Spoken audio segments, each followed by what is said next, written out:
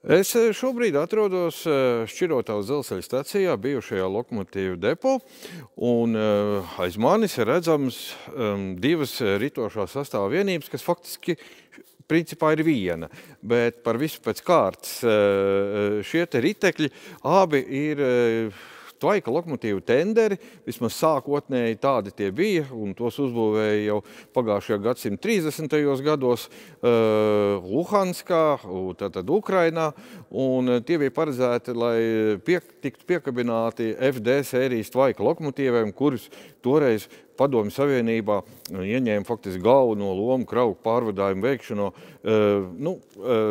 Pamatā, protams, tajās vietās, kurās bija vislielākā kravu kustība, arī to skaitā uz Sibīrijas maģistrāles, bet laiks gāja, Tvaika lokomotīvas savu mūžu izbeidza, un tenderi kļuva lieki, tāpat kā pašas Tvaika lokomotīvas. Protams, tos varēja sagriezt metālužņos, bet acīm redzot, kādam, pagaidām vēl nenoskaidrotam, cilvēkam radās ģeniāla ideja. Ģeniāls šis jautājums šobrīd ir varbūt liekams pēdiņās, izmantot tās citā iekārtā. Un šī iekārta, kas kopā saliekot abus šos tenderus saucās PZSM, tika izgatavota jau 50 gadus vēlāk pēc tendera ražošanas, proti 1987. gadā. Un tā ir absolūti unikāla iekārta, faktiski analoga pasaulē tai nav, un nezinu, vai varētu arī būt. Jāņem vērā, kad tobrīd Padomju Savienībā, faktiski jau jāapskatās mazliet senāk, 60., 70., 80. gadi,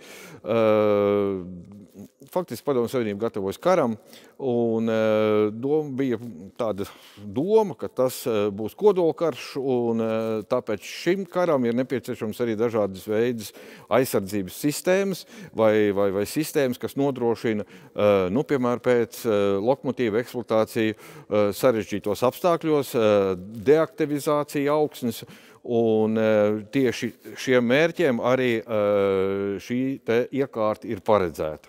Faktiski tāds augstā kara īpašs liecinieks. Līdz galam šīs mašīnas funkcijas mēs vēl neesam izpētījuši, tieši tāpēc arī tās šobrīd ir jau iekļautas muzeja krājumā, lai turpinātos arī pētnieciskais darbs, bet pamatdoma ir tāda. Pirmkārt nodrošināt Tvaika lokomotīvas ar ātru uzpildi, ar ātru karsta ūdens padevi, un otrkārt nodrošināt to katlu žāvēšanu.